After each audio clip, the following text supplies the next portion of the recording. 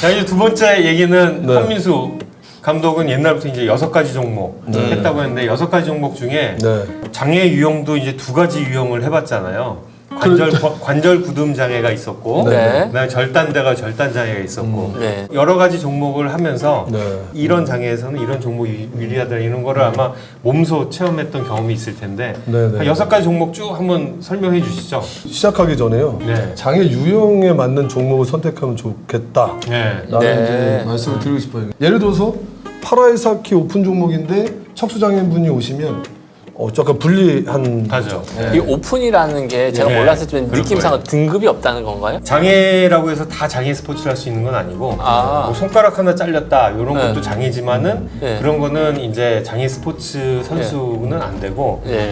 최소한 이 정도의 장애인이 있어야지 스포츠 선수다 장애 스포츠 네. 선수다 하는데 네. 그 이제 최소 자격 그 장애 기준이 있는데 네. 그걸 넘어서 가지고는 다 합쳐서 같이 하는 게 오픈 그게 종목. 오픈이군요. 아, 네. 최소 장애를 갖고 있으면 누구나 다 참여할 수 있는데 이 절단 장애, 특히 양절단 장애를 가진 분이 파라이사키가 제일 유리해요. 왜냐하면은 그 파라이사키나 일반 아이스하키 날이 요만하잖아요. 뭐 30cm, 32cm 이 정도 네. 차이가 있는데 네, 네, 네. 이게 짧으면 짧을수록 턴이 좋은데 스피드는 좀 안 좋을 수 있어요. 근데 아이스하키는 이게 순간적으로 턴이나 네.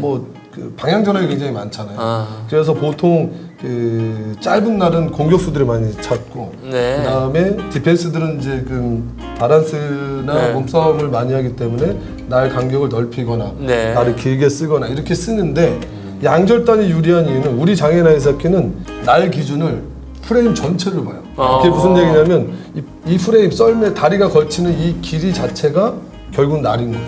무슨 얘기냐면 공격하다 퍽이 전환되면 몸 전체가 다 돌아가야 되는데 네. 썰매가 돌아가잖아요. 네. 그러다 보니까 이 폭이 커지는데 양절단은 썰매가 좁잖아요. 좁으니까. 그러니까 달려가면서 짧으니까. 무빙이 좋으니까 이걸 컨트롤하기가 너무나 좋은 거죠. 그래서 양절단이 굉장히 유리하고 양손 쓰기도 편하고. 왜냐면 우리는 이렇게 퍼 컨트롤을 못 하잖아요. 근데 양절단은 요만큼 프레임이 나오니까 이렇게 다 하는 거예요. 앞에서도 예. 그러다 보니 근데 이제 양절단의 단점은 몸싸움이 좀 약해요. 그렇죠. 예, 바란스 문제가. 그래서 얘네들이 체킹을 안 당하려고 막 하는데 그 다음에 뭐 역도 같은 경우에는 체급 경기다 보니까 수화마비 장애가 유리해요. 그래서 수화마비 장애는 제가 맞는지 모르겠지만 후진국형 장애 유형으로 저는 알고 있거든요. 맞아요. 아직도 네, 아직도 네, 네. 저개발 네, 네. 국가에서 많이 네. 네. 우리 그 당시 제가 역도를 했을 때 그때 2000년도 97년도에서 요 사이에는 그 역도가 효자 종목이었어요. 체급별로 메달리스트가 4명이나 있었어요. 그리고 심지어는 한 종목에 4관왕을 한 그분이 누구신가요? 정금종 형님이라고. 정금종. 예. 그분이 이제 4관왕을 했죠. 올림픽 4관왕. 패럴림픽 4관왕. 190. 예. 그리고 이제 선수 촌장님인 박종철 촌장님은 올림픽 2관왕.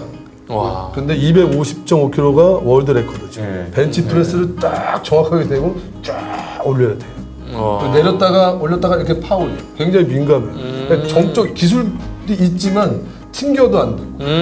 그래서 딱 올리는데 제 기억으로 그 당시 일반 바디빌더 대회나 파워리프팅 대회 있으면 우리들이 가서 시범을 보일 정도로 비장애인들이 아마 이길 제가 수 없는 알기로는 종목이라고. 그게 세계 기록이 네. 장애인이 갖고 있을 거예요. 320kg가 아, 네, 320kg를 네, 맞습니다. 하는 네. 이란 선수인데 네네네네. 와, 와. 320kg를 와. 무제한급에서 그렇게. 네. 와. 근데 어쨌거나 네. 그 파워리프팅 장애인 역도는 체육 경기다 보니까 소아마비가 좀 유리한 종목이다. 근데 요즘에는 그 외소증이라고 그러네. 예. 단신. 네, 그분들이 요즘엔 유리해요. 왜냐면은 이제 팔 길이가 좀 작으니까 가슴에 댔다가 요 정도만 올려도 그걸 또 인정해 주더라고요. 그래서 그게 뭐 장애 유형별로 제가 말씀드리고 싶은 거는 유리한 종목들이 따로 있다. 그리고 이제 절단 장애인들 같은 경우에는 농구가 됐던 뭐 어떤 오픈 종목에서는 뭐다 좌식 배우가 됐던 뭐 조정이 됐던 다 굉장히 다 유리한 그 장애 유형이 되는 거고요. 전 심지어 아이스하키는 비장애인이 들어가서 해도 뭐 똑같을 것 같아요. 뭐 그 사람이라고 더 잘할 이유는 훈련량의 문제인 거지. 사실 그 농구 같은 경우에는 그 비장애인 팀들 꽤 많아요. 대학교 팀들이 많고 그리고 뭐 제가 적절한 표현인지는 모르겠지만 이제 특수체육학과에 있는 애들이 대학생들이 네. 이제 휠체어 농구팀을 만들어서 그 장애인 팀하고 같이 경기를 하는데 지는 거죠 처음에는. 근데 얘네들이 합숙 훈련을 하는 거예요. 네. 그래서 막 인터벌 트랙을 하더니 신체 조건이 좋잖아요. 네. 그래서 이제 붙으니까 불공평하잖아요. 왜냐면 포인트로 나눠야 되는데 다들 장애인이 아니니까. 네. 그래서 배척은 아니고 너희들끼리 해. 네. 비장애인 리그가 있고 이렇게 따로따로 나누는데 이 파라아이스하키는 저희는 배척하지 않아요. 왜냐면 양절탄이 유리하니까 그분들이 절탄 안 할 거잖아요. 그래서 지금 한체대 동호회팀이 있는데 네. 지금 한 1년 조금 넘었는데 너무 열심히 하고 네, 지금 뭐 비풀 대회에서 비장애인과 장애인팀 어울림 대회에서 작년에 3위 올해 2위 했는데 너무 억울해가지고 그 2위한 팀이 더 이제 열심히 이제 훈련하는 그런 또 뭐 이렇게 서로 시너지 효과가 있고 그리고 제가 지금 이제 은퇴 후에 서울 연세 이글스 팀에 제가 이제 소속돼 있는데 거기 이제 동천 아이스링크에서 매주 토요일 일요일 연습한다 토요일 일요일 잘 적어놔. 알았어 내가 너 데리고 갈 수도 있어 안 오면. 근데 이제 거기 하다 보면 그 한체대 애들도 와가지고 같이. 한체대들은 진짜 우리나라에서 거의 엘리트 중에 엘리트잖아요. 그럼요. 제가 또 한체대 출신. 한체대 출신. 네. 조정은 어떤? 조종 같은 경우에는 제가 뭐 은메달 따긴 했는데 개인. 네네. 네. 개인도 하고 뭐 TA 요즘엔 좀 바뀌었더라고요 명칭이. 이야. 뭐 더블이라고 TA 종목도 있고 한데 힘들더라고요. 왜냐면 1000m를 달려도 지금 아마 2km를 갈 거예요. 비장애인들은 원래 2km인데 장애인 제가 할 때는 1km였어요. 처음에 막 노를 잘못 쪄가지고 막 뒤집힐 뻔하고도 막 파도에 휩쓸리기도 했는데 그거는 멈출 수가 없잖아요. 멈추면 포기하는 거니까 끝까지 노를 져야 되는데 그 종목도 세 종목으로 나눠져 있어요. 팔만 쓰는 종목이 있고 허리까지 쓰는 종목이 있고 그다음에 LTA라고 전체 비장애인하고 똑같이 허리, 다리 쓸 수 있는 종목이 세 가지가 있어요. 저는 이제 중간 등급 TA라 해서 허리하고 팔만 당기는 거. 그걸 했죠. 왜냐면 의족 빼고 이제 한쪽 다리를 하다 보니까 당길 때 언밸런스. 네. 그리고 의족을 끼고 하니까 또 불편하고. 그래서 저는 이제 TA 등급을 받아서 그걸 했는데. 그럼 시트가 고정이 돼 있나요? TA는 다리를 못 쓰게 시트를 고정을 그렇죠. 고정을 하고 근데 제일 심한 장애를 가진 분은 허리까지 묶어요. 그래서 이게 팔로만 하게. 이렇게 가면은 그만큼 이제 그 스트로크가 길어지고 유리하니까 그렇게 세 등급으로 나눠졌어요. 좌식 배구는 이제 일반 배구랑 비슷한데요. 앉아서 하는 거죠. 그냥 바닥에 앉아가지고 토스하고 그거는 이제 비슷해요. 좌식 배구는 그러면 어떤 그것도 절단이 유리해요. 오픈. 네네네. 절단 장애인분들이 왜냐면은 소아마비 장애인분들이 이렇게 허리 힘이 없으신 분들이 꽤 있더라고요. 동료 선수들 보면은 물침대 같은 데 이렇게 중심 잡기 좀 힘들어하셔서 아마 좀 힘든 거로 제가 알고 있어요. 그래서 뭐 다 소아마비 장애인분이라고 다 못한다는 건 아닌데 그래도 허리 힘이 좀 있어야 유리하기 때문에 그 종목도 절단 장애인들이 좀 유리하다라고 제가 조심스럽게. 우리가 생각하는 아이스하키 뭐 우리나라 뭐 잘하겠어? 근데 아이스하키는 뭐 독보적으로 4위를 계속 하고 있잖아요. 4강 안에 있죠. 네, 4강 안에 늘 있잖아요. 제가 아이스하키 얘기하면 날새도 저갈까 말까인데 제가 이제 은퇴 후에 지도자가 되고 싶어가지고 USA 하키 이제 레벨 1에서 레벨 5까지 자격증을 따기 위해서 LA에서 제가 그냥 콜로라도, 덴버, 그다음에 네브라스카, 또 그다음에 오하이오, 인디애나폴리스, 피츠버그, 뉴저지, 뉴욕 플레이시드 다시 내려와서 LA 그리고 라스베가스까지 9개 제가 돌면서 그 달 만에 제가 땄는데 그것도 자랑하려고 말씀드린 거고 근데 충분히 자랑됐어요. 그때 마지막 레벨 5에 500명의 지도자가 와 있었어요. 대학교 팀부터 해가지고 근데 거기에 파라아이스하키만 파라아이스하키가 거기를 다 합쳐서 이야. 근데 장애인 지도자는 그때 한 명 배우러 왔었고 그다음 500명의 지도자가 있는데 거기 막 그 강사진들이 한 40명이 다 국가대표 그다음 미라클 영화의 막 주인공들 막 다 있는데 거기서 저를 소개하더라고요. 그때 2018년도였는데 자랑스럽다. 그래서 여기 평창 패럴림픽의 그 캡틴 동메달리스트가 여기 왔다 할 때 진짜 500명이 다 일어나서 저 처음에는 저를 시커먼 애가 여기 와 있어요. 쳐다도 안 보다가 다 기립박수 쳐주더라고요. 그다음부터 저를 찾아와서 어쨌냐 저쨌냐 고 제가 제 소개하고 영어 잘 못하는데 제 소개하고 그 메달 딴 거 그거 쫙 했더니 영어 잘하는 줄 알고 계속 물어봐가지고 노코멘트 여기까지 그 따셨죠? 그 레벨 5까지. 네, 땄죠. 야. 근데 그 자리에 의지한 일반 아이스하키에서 그 레벨 5 온 사람이 한 명 있었어요. 우리나라에서요? 네, 근데 그분은 저를 보더니 깜짝 놀란 거예요. 서로 깜짝 놀랐죠. 당신은 2년 만에 왔는데 어떻게 여기 저 2달 만에 왔냐 그래서 제가 미국을 횡단했어요. 운전해서. 근데 그만큼 저는 이제 이 얘기 왜 했는지 모르겠는데 그 수료를 하려고 했던 거는 비장애인 아이스하키 그 지도자들과 함께 선의 경쟁을 하고 싶어서 제가 이렇게 했었었는데 정말 미국이라는 나라는 시스템이 너무 잘 돼 있더라고요. 유소년 애들이 2살 타올로 계속 관리를 하고 있는 거예요. 그만큼 선수층도 되게 많고 환경도 좋고 그래서 저는 그런 게 굉장히 좀 부러워서 이 베이징 패럴림픽 때 사실 저희 평균 연령이 41세였어요. 그게 중국은 위기지, 위기. 24세, 25세 평균 연령이. 그래서 물론 이제 그들이 패럴림픽 참여를 4회를 했지만 나중에 이제 체력적인 부분에 여러 가지 이제 뭐 부상적인 부분들이 많이 있어서 참 굉장히 아쉬움이 좀 많이 있는 대회예요. 그래서 제가 어린 선수들을 발굴을 해서 더 키우지 않으면 홍준아 키우지 않으면 파라아이스하키 미래는 없다. 궁금한 게 언제부터 우리나라가 그렇게 굳건히 4강을 하기 시작? 아까 말씀하신 것처럼 어렸을 때는 아이스하키가 우리나라에 없다가 들어왔는데 그때부터 하셨는데도 불구하고 지금 굳건히 4강이잖아요. 너무 궁금해요. 어떻게 시스템을 했고 어떻게 훈련을 했고. 선수가 있었기 때문에. 그렇구나. 결론은 그렇게 되나요? 아유 형님. 브라더. 사실 제가 이제 2000년대 창단 멤버였잖아요. 네. 그리고 직장 생활을 하면서 월요일부터 금요일까지 직장 생활하고 끝나면 이제 웨이트 트레이닝을 해서 역도를 이제 커버를 하고 클럽 팀이니까 토요일 일요일만 대가야 되니까 또 아이스하키를 했어요. 그때 와이프가 그러더라고요. 애가 2살, 6살인데 화가 난 거죠. 화가 나죠. 너는 너는 아이스하키 운동하면 뭐 돈이 나와 밥이 나와 막 난리인데 전 너무 좋아했기 때문에 근데 이제 좀 져주는 척 이렇게 찌그러졌다가도 가죠. 미안해 가죠. 가는데 2006년도 창단하고 6년 딱 됐을 때 강원도청 실업팀이 생겼어요. 거기 딱 장애인? 네. 제가 딱 들어갔죠.